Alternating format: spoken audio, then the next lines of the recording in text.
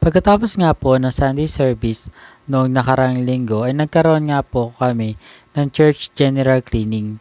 Dahil nga po sa dating na linggo po ay magsa-celebrate po kami ng anniversary po ng simbahan.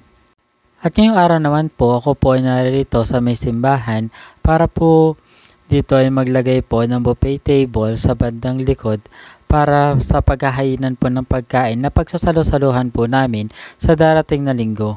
Ang kauna ko nga po munang ginawa bago po ako magsimula sa pag-skirting ay ang ilagay po muna or iset up po ang table na gagamitin ko sa buffet. At nang na-set up ko na nga po ang lamesa ang gagamitin ko at ay ngayon nga po ako nga po ay naglatag na ng puting tela na pagpapatungan naman po ng pagkain bago ko nga po simulan ang skirting na gagawin ko. At matapos ko nga po mailagay po yung pinaka tablecloth po, ako nga po ngayon nagsimula na nga po na mag-skirting. At sinimulan ko nga po muna dito nga po sa pleats po ng puting tela. At nang makatapos na nga po ako sa kulay puti na skirting po nitong lamesa ay sinimulan ko naman po na maglagay po ng pinaka-design po niya dito. At gumamit nga lamang po ako dito ng dilaw at pulang tela. Hindi ko nga po pala natapos ang pag-aayos ko nung first day, which is po ng Friday. Gawa nga po na sumakit nga po ang daliri ko. Katutuon nga po sa pinaka-aspile. Gawa po yung isa pong lamesa na inaayusan ko ay ito po ay gawa po sa plastic. Kaya po hindi po ito tatalaban ng thumbtacks. Kaya kailangan po talaga is more on aspile.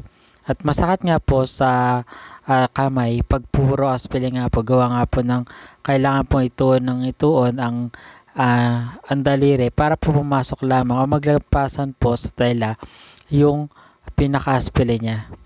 Pero itong parte naman po na inaayusan ko po na to, ito nga po ay kahoy na.